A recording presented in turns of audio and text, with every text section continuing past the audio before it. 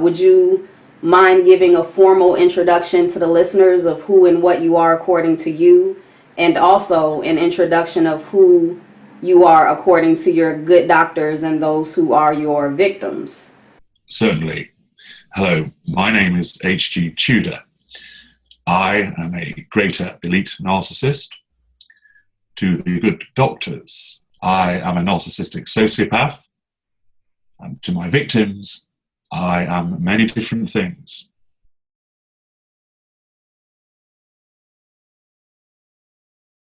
Well, it's interesting that you say that they don't have any empathic traits, because what you might actually be dealing with is an individual who is actually a narcissist, but presented with a fake empathy, which is fool people.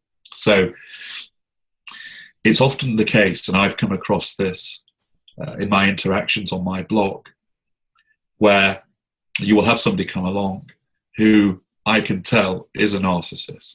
Mm-hmm. I will not tell them that because I know they will not accept it. But I can tell that what they do in their interactions is they attempt to show that they are empathic, and they truly believe that they are.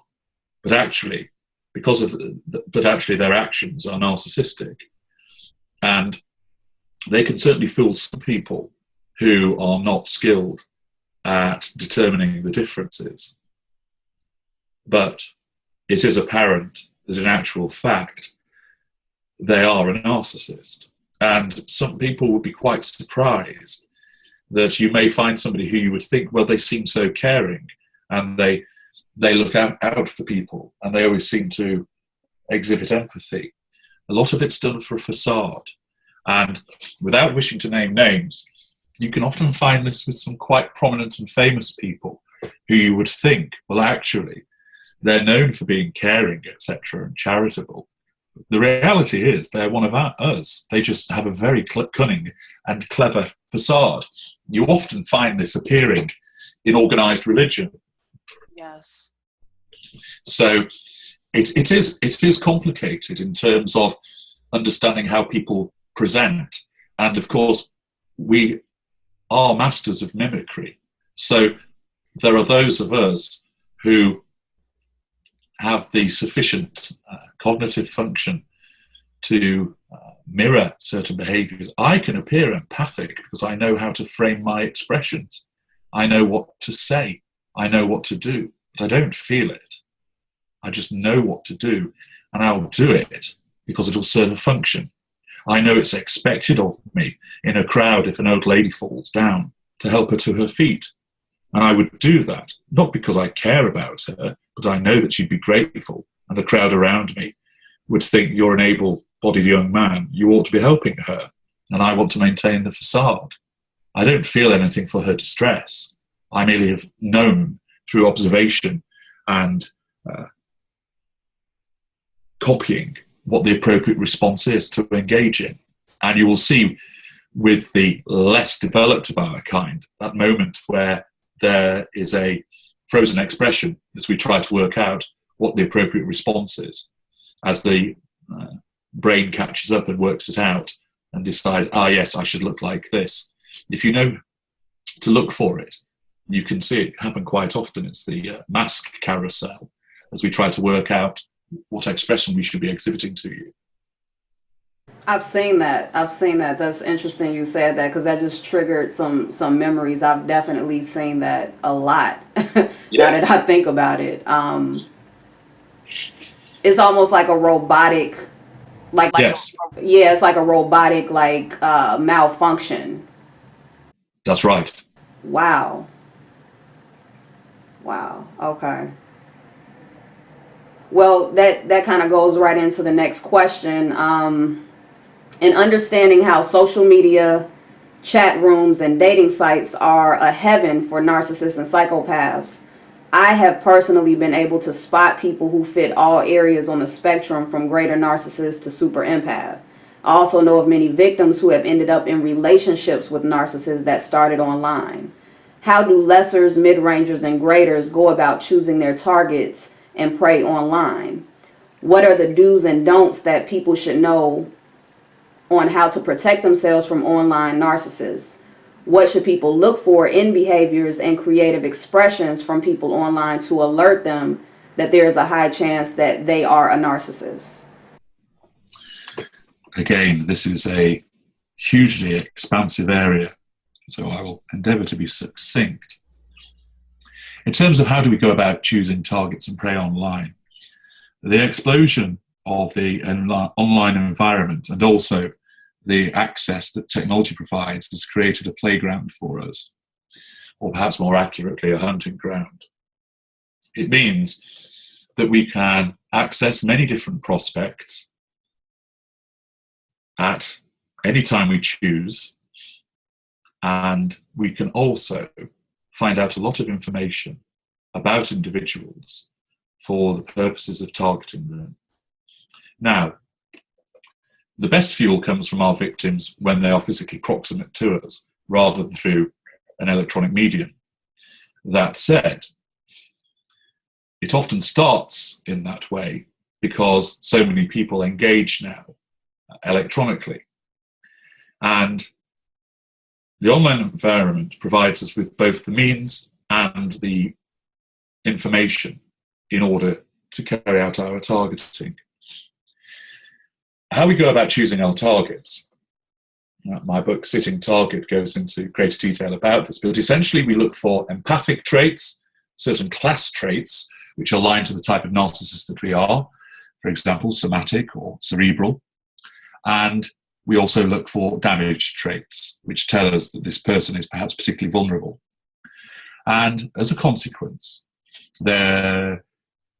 online, we would look, for example, if you take somebody's Facebook profile, if the individual has plenty of pictures of themselves and they are physically attractive, then a somatic or an elite being a hybrid of somatic and cerebral, would be interested. If I can see from your Facebook profile that you've travelled a lot, that would appeal to a somatic or an elite. If I can see that you post memes reflecting that you miss a deceased parent, that is an indicator that you are an empathic individual. If you post lots of pictures of your cats or your dogs, animal lovers are empathic individuals. If I can see that you've posted lots of photographs of family reunions, that tells me that you get on with your family and you place great stock in the familial relationship. Therefore, that tells me that you exhibit empathy. The fact that you posted the French tricolour a year ago November, when there was the attack in Paris, tells me that you exhibit empathy. And so there'll be a whole host of indicators that tell me whether you've got empathic traits. It'll show the class traits, and it will tell me if you're damaged as well, depending on how much information you put out there. And people put a huge amount out there. They will check in on the places that they go to. They will post photographs. They will be tagged in other people's photographs. By looking at your Facebook profile, I can often establish where you work, so that would enable me to try and find you if I wanted to. You might post enough information for me to work out actually where you live. You'll say the town from which you hail. You may post exterior shots of some building work being done on your drive, and I can see your house in the background. So that would enable me on Google Street Maps to ascertain which street that you lived in. You detail the films that you watch. I look at your comments, and that tells me all about your worldview, your political views, your religious views. And this plethora of information is categorized into empathic information, class information, damaged information. And the more that you have on Facebook, Twitter, we can see all of this, and it helps us identify. So, for example, if I see every evening you tend to post a lot on Facebook, that tells me that you're probably quite lonely and you are in on your own. And if you make reference to enjoying a film with a glass of wine, that tells me again that you might just be on your own, and therefore you would be susceptible to somebody taking an interest in you. So those are just a few examples. There are thousands of ways that I can identify my targets from looking at you online. In order to protect yourself, the simple fact is stay off social media. That's the most effective way. Of course, that's not practical because, one, why should you have to do that and be prevented from doing something that you enjoy engaging in, and something that allows you to connect with normal and healthy and ordinary people? So you should always ensure that you have the highest level of privacy settings. Never, ever accept friend requests from people you don't know. It seems obvious, but people do it readily. And that's how we often hoover you as well. We will also utilize a methodology of not necessarily diving in and befriending you, but see who your friends are and try and become friends with them first, so that when we send you a friend request, you see that you've got mutual friends. And even though you might not recognize us because we've created a false profile, you must think, well, I must know him or her from somewhere, so you accept the friend request, and then we have all of the access to your information. So you need to be circumspect in the information that you provide.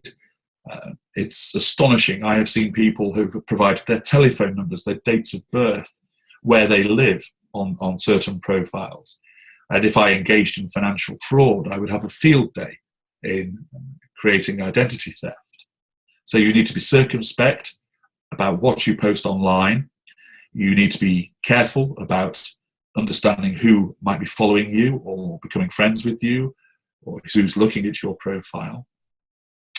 And in terms of alerting you whether you're being engaged by a narcissist, invariably the way to determine this is in terms of the messaging that occurs. It might be on a dating website or from Messenger on Facebook. A narcissist will look to move you off that platform onto telephonic communication pretty quickly by wanting to swap numbers, so you can engage in texting or speaking on the telephone. You will put under pressure to meet pretty quickly. A somatic or elite will want to see pictures of you and will readily offer pictures of him or herself. They will ask you a lot of questions, and that's further mining you for information. Now, you might think that a narcissist would want to talk all about themselves, and they will. But at the same time, they will be mining for information to find out more about you in order to mirror you. So they will want to know what you'd like to do. And if they've not been able to glean this from your social media profile beforehand, and you've only got a certain amount of information, say on your dating profile, they'll engage in a lot of question asking to find out what you like and don't like in order to then mirror it so that you are drawn closer to them. I have, for instance, written about the online somatic narcissist on my blog, which provides you with an excellent example of how a somatic narcissist behaves online. And if you read that, that will provide you with plenty of indicators of what to watch out for. Okay, that was that was great information. And I've read your articles that deal with what to look for from online dating sites and social media and things like that. But just hearing you say certain things, I got more from it just from listening to you. Yes. So thank you for sharing that. You're welcome. Do lessers, mid-rangers, and graders have different areas that they frequent for targets based on their levels of narcissism? There is some applicability based on the school of narcissist, but the more determining factor is the cadre of narcissist, namely victim, somatic, cerebral, or elite. So the victim narcissist is a fairly pathetic individual who's looking for somebody to effectively mother him or her, be cared for, and consequently, the victim narcissist tends to look for people that work in caring environments, so hospitals, care homes, medical practices. Somatics will be found hunting at gyms, swimming pools, high-end shops, exclusive restaurants and bars. Cerebrals libraries, academic institutions, particular clubs that have a cerebral bent, and elites, because they're a hybrid of somatic and cerebral, will naturally use those places that I've just described for somatic and cerebral. Of course, the greater, being more sophisticated, will have a wider range of areas that they will frequent. They tend to perhaps be places where more successful people are accessed, but that does not mean that a greater is beyond attending somewhere which is perhaps a venue you would be slightly surprised to find him, because what he's looking for, of course, isn't more of his people, but those people that are empathic, but also interested in similar things to him, so he knows that they will be a prime victim for him. Lessers, being less sophisticated and cultured, etc., will have fewer hunting grounds. So it might be, let's say you have a lesser somatic, he only bothers looking in the gym and at a local bar, and leaves it at that. A mid-range is cerebral, passive-aggressive in nature, is not going to be outgoing, so more likely to embed himself in, let's say, a stamp collecting club and identify people there who show empathic traits.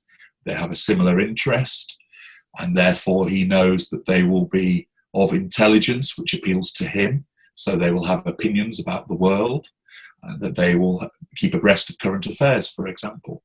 So you need to consider the school of narcissism, so lesser, mid-ranger, or greater, and the cadre, victim, somatic, cerebral, and elite. And there are various hunting grounds. Again, I detail those in Sitting Target, so you can look in there and determine what type of person you might be, what are your class traits, for example, so which type of narcissist might you attract, and then realize the places that you're going to, and then you might actually realize why it is you keep bumping into wholly undesirable people. It's because you're wading into a hunting ground. Yeah, that makes a lot of sense. Wow, the breakdowns, it just, it's clicking. It's just making a lot of sense for me. Uh-huh. Wow. So are you an elite narcissist? Yes. Okay. So I look for somatic and cerebral class traits. So I like to keep myself in shape physically, but I wouldn't say that I look like Arnold Schwarzenegger. So I'm not heavily somatic in that sense. And I'm an intelligent man. So I want somebody who can voice an opinion.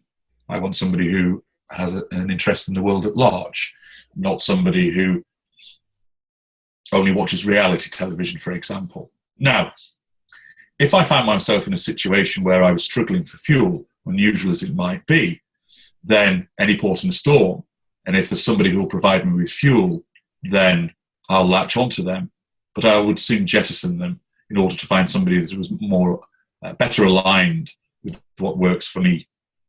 So we want to find the victims that will give us fuel, that will provide us with character traits, and that will provide us with residual benefits. And we look for empathic, class, and damage traits to ensure that those three desires are fulfilled. And of course, those traits vary from person to person. And what one narcissist will find attractive, another may not. Okay.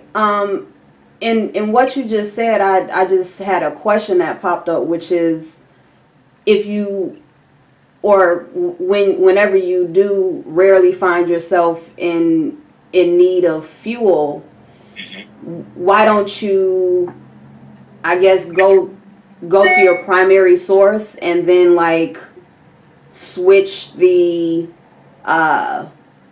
like if your primary source is in the I guess love bombing stage, or the devaluing stage, why don't you use your primary source and switch the stage, I guess, that you have her in to fill up your tank, if that makes sense? Sure. In such a situation where my fuel level would be low, that would occur, for example, if I had no primary source. They may have escaped me, and I haven't embedded a secondary source sufficiently to promote them to become the primary source. So if I have an ongoing primary source, my fuel levels would not run low unless they suddenly escaped. So a situation where I would find my fuel levels low would either be that somebody's picked me up in a helicopter and dropped me in the middle of a desert, so there's nowhere around, and I haven't got a telephone with me. And that would create a crisis for me because I can't find anybody, and I can't communicate with anybody to gain fuel. And so I would start running in whichever direction. The first village that I came to, I would start to engage with the first person I met with in order to gain fuel from them. And if it appeared that I was so far removed from civilization that I was going to have to spend some time in this village, then I would look immediately to find a new primary source from within those people in that village. And of course, I would look to try and find those with the empathic, class, and damage traits which work best for me. But let's say that it's a poor pool from which to choose. I would try and find the most appropriate one in the quickest time available, make that person my primary source. Then with them in place, they would provide me with positive fuel, and I would look to the other villagers to provide me with top-ups of that fuel in a positive way. And then I might pick on one person in order to belittle them, to make me look better in the eyes of other villagers, and for that person to give me negative fuel. So that's a slightly extreme example whereby my entire fuel network has been removed because I've been taken away from it and dumped in the middle of nowhere. For me, as a greater narcissist, because I have a sophisticated fuel network, the realities of the fuel level being low is rare. And it will only happen if a primary source escaped me and I wasn't able to contact any of my other appliances. It's more of a risk for a lesser because of his volatile behavior. He's more likely to drive people away. He has a smaller social network to begin with because he can't attract as many people as a greater does. Therefore, of that small group of friends, and because he has problems with his control, he's likely to lash out. And those people will just think, well, you're a jerk, I'm not going to be friends with you anymore. So he loses some secondary sources. He has a fight with his primary source, and she walks out. He creates his own fuel crisis. And in those circumstances, he would then have to go and find fuel from another source as quickly as possible. It might be turning to the friends, but they turn their back on him because he's been a jerk. So he'll have to pop to the nearest bar and try and chat somebody up in order to get fuel from her. And if it's working, going in the right direction, she starts off as a stranger in the bar, a tertiary source, very quickly becomes a friend and becomes a secondary source. It might be a one-night stand, so it becomes an intimate partner, secondary source. And then he decides, I'm going to make you my girlfriend. So now you're my primary source because of the sudden need to get somebody to provide him with fuel. Most of the time, we need a primary source. The greater of our kind can survive for a period of time without a primary source, although we prefer to have one. Lessers and mid-rangers more or less need them all of the time. If they don't have them, they can rely on their secondary and tertiary sources for a while, but they're not sufficient.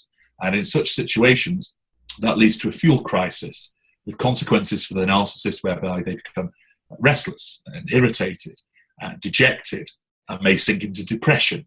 They may neglect themselves in terms of eating and hygiene, and it leads to some form of breakdown because they're starved of fuel, and the construct that they've created, the false self, starts to collapse, and they feel like their world is toppling in on them, and they become listful. And it's only when they gain a fuel injection from somewhere else that they would then start to recover from that situation.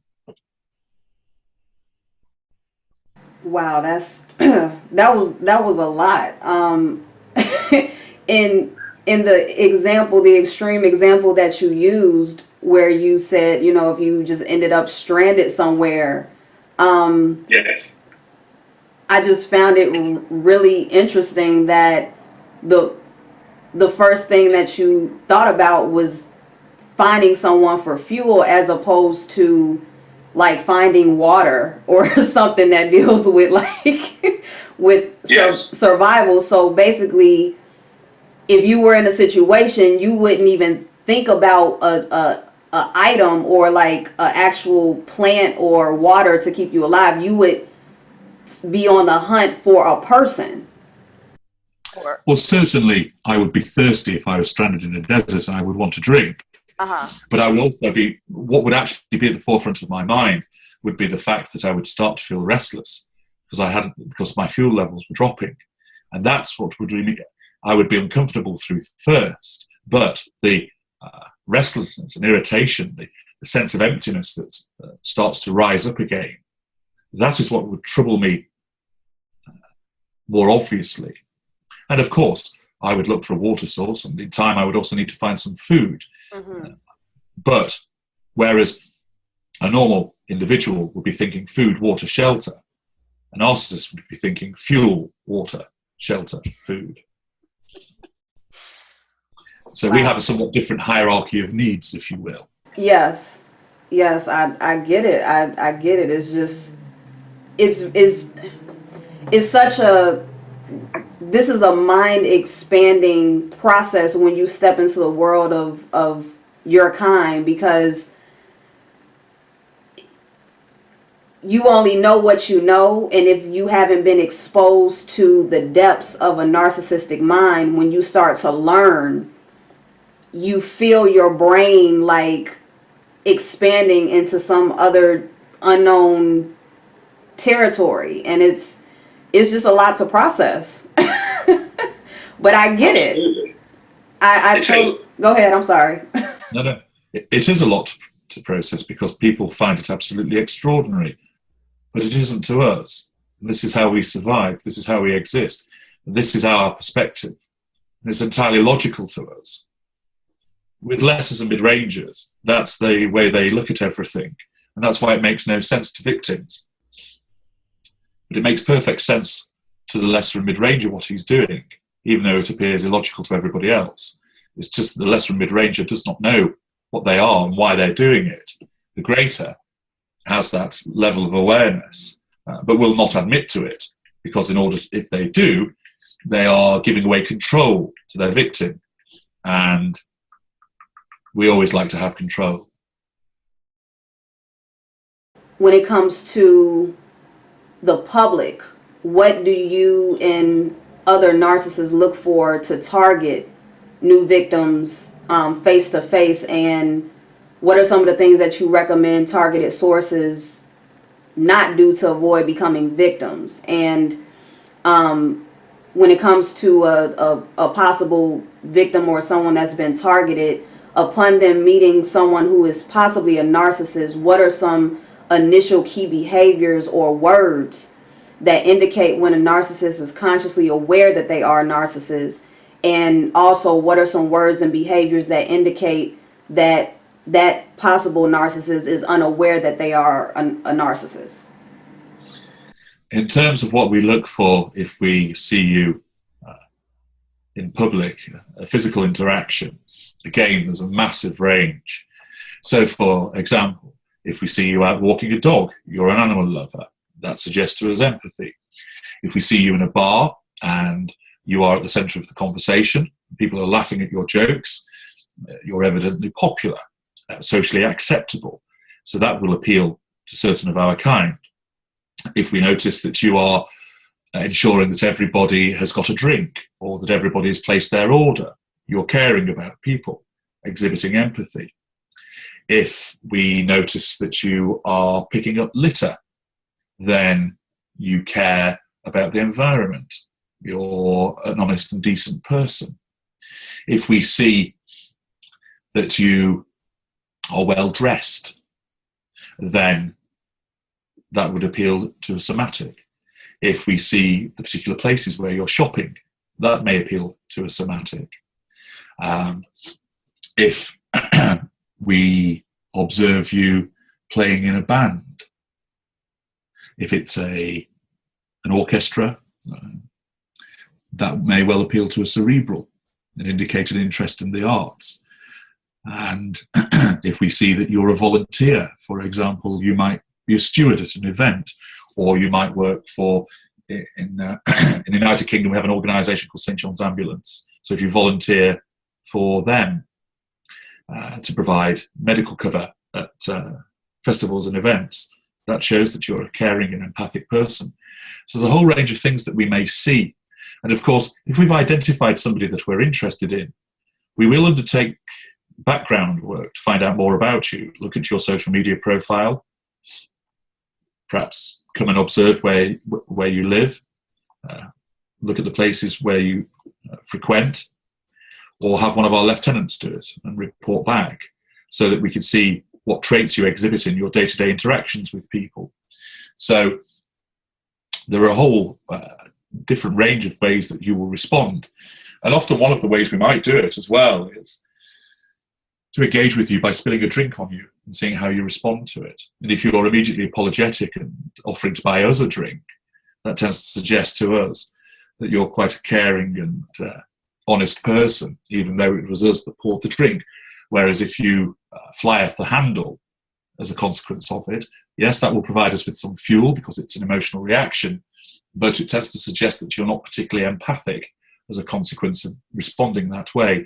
So there are a whole range of ways, either from observing or subtle interactions with you, that tell us that you may well make a good target for us. And this information is assimilated sometimes over time, sometimes just in the course of an evening, and we determine that it's appropriate to make an approach for the purposes of gaining more information about you. In terms of when you might meet us, in terms of initial key behaviours, words to indicate that we're aware of what we are, you're not going to see that, because the lesser and the mid-range don't know what they are, so they can't consciously say anything that tell you that they are aware of what they are. And most of the time, the greater, or being aware of what he or she is, isn't going to tell you, not at first. What we do tend to do as part of the ongoing seduction is let slip certain things to test your reaction. So we might say something like, "I'm a bad person, really," and just to see what you say.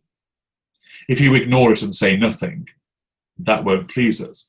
But if you respond by saying, "Oh, I don't think you're a bad person, you've been lovely to me," not only does that tell us that you are kind and pleasant, you've also given us some fuel, but you've also not picked up on a red flag and you've ignored it.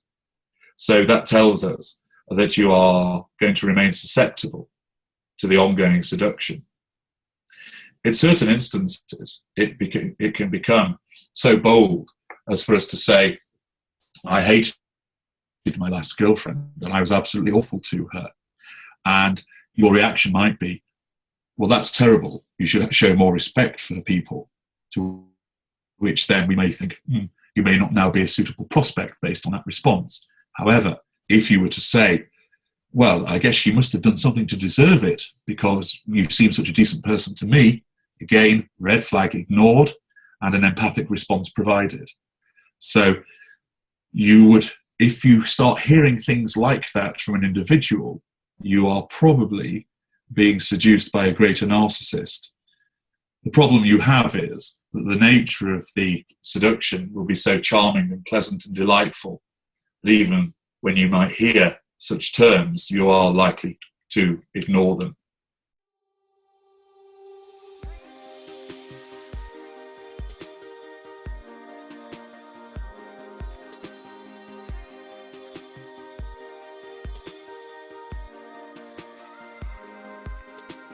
If you or someone you know may be interested in learning more about human design and the realm of narcissism, I have developed a new service that you may find helpful. This session will help you learn about your narcissistic and codependent traits, and also bring clarity to your involvement with highly narcissistic and codependent people. Through bringing awareness to these aspects of your individual uniqueness, it can assist you in finding a healthy position on the spectrum of narcissism. To learn more, please visit www.freeyourmindtoshine.com.